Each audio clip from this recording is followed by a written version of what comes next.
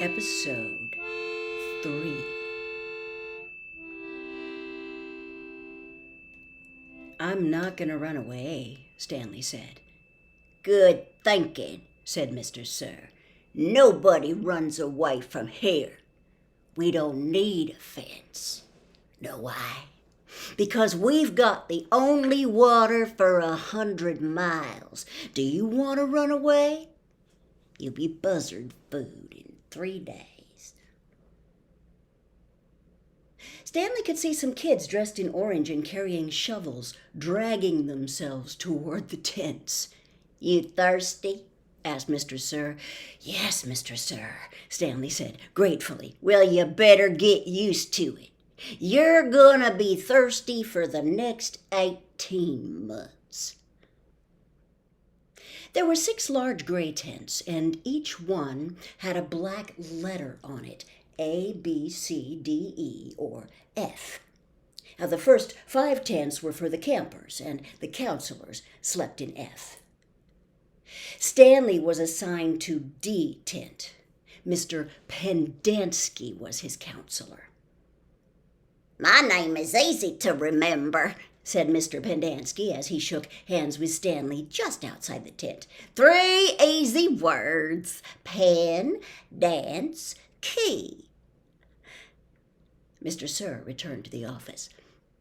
Mr. Pendanski was younger than Mr. Sir and not nearly as scary looking. The top of his head was shaved so close it was almost bald, but his face was covered in a thick, curly black beard, and his nose was badly sunburned.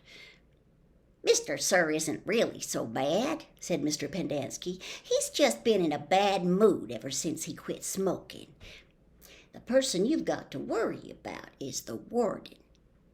There's really only one rule at Camp Green Lake: don't upset the warden." Stanley nodded as if he understood. "I want you to know, Stanley, that I respect you," Mr. Pendanski said. "I understand you've made some bad mistakes in your life, otherwise you wouldn't be here, but everyone makes mistakes. Now, you may have done some bad things, but that doesn't mean you're a bad kid." Stanley nodded. It seemed pointless to try to tell his counselor that he was innocent. He figured that everybody probably said that. He didn't want Mr. Pendanski to think he had a bad attitude. "I'm going to help you turn your life around," said his counselor, "but you're going to have to help too. Can I count on your help?" "Yes, sir," Stanley said. Mr. Pendanski said, "Good," and patted Stanley on the back. 2 boys, each carrying a shovel, were coming across the compound.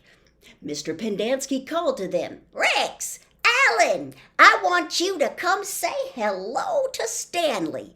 He's the newest member of our team." The boys glanced wearily at Stanley. They were dripping with sweat, and their faces were so dirty that it took Stanley a moment to notice that one kid was white and the other was black. "What happened to Barf Bag?" asked the black kid. "Lewis is still in the hospital," said Mr. Pendanski. "He won't be returning." He told the boys to come shake Stanley's hand and introduce themselves. "Like gentlemen." "Hi," the white kid grunted. "That's Alan," said Mr. Pendanski. "My name's not Alan," the boy said. "It's Squid, and that's X-Ray." "Hey," said X-Ray. He smiled and shook Stanley's hand. He wore glasses, but they were so dirty that Stanley wondered how he could see out of them. Mr. Pendanski told Alan to go to the rec hall and bring the other boys to meet Stanley. Then he led him inside the tent. There were 7 cots, each one less than 2 feet from the one next to it. "Which one was Lewis's cot?" Mr. Pendanski asked. "Barf Bag slept here," said X-Ray, kicking at one of the beds. All right, Stanley, that'll be yours, said Mr. Pendanski. Stanley looked at the cot and nodded. He wasn't particularly thrilled about sleeping in the same cot that had been used by somebody named Barfbag. 7 crates were stacked up in 2 piles at one side of the tent. The open end of the crates faced outward. Stanley put his backpack, change of clothes, and towel in what used to be Barfbag's crate. It was at the bottom of the stack that had 3 in it. Squid returned with 4 other boys. The first 3 were introduced by Mr. Pendanski as Jose, Theodore, and Ricky. Now, they called themselves Magnet, Armpit, and Zigzag. They all have nicknames, explained Mr. Pendanski. However, I prefer to use the names their parents gave them. The names that society will recognize them by when they return to become useful and hard-working members of society. It ain't just a nickname, X-Ray told Mr. Pendanski. He tapped the rim of his glasses. I can see inside you, Mom. You got a big, fat heart. The last boy either didn't have a real name or else he didn't have a nickname. Both Mr. Pendanski and X-Ray called him Zero. You know why his name's Zero? Asked Mr. Pendanski. Because there's nothing inside his head. He smiled and playfully shook Zero's shoulder. Zero said nothing. And that's Mom, a boy said. Mr. Pendanski smiled at him. If it makes you feel better to call me Mom, Theodore, go ahead and call me Mom. He turned to Stanley. If you have questions, Theodore will help you. You got that, Theodore? I'm depending on you. Theodore spit a thin line of saliva between his teeth, causing some of the other boys to complain about the need to keep their home sanitary. You were all new here once, said Mr. Pendanski, and you all know how it feels like. I'm counting on every one of you to help Stanley. Stanley looked at the ground. Mr. Pendanski left the tent, and soon the other boys began to file out as well, taking their towels and change of clothes with them. Stanley was relieved to be left alone. But he was so thirsty, he felt as if he would die if he didn't get something to drink soon.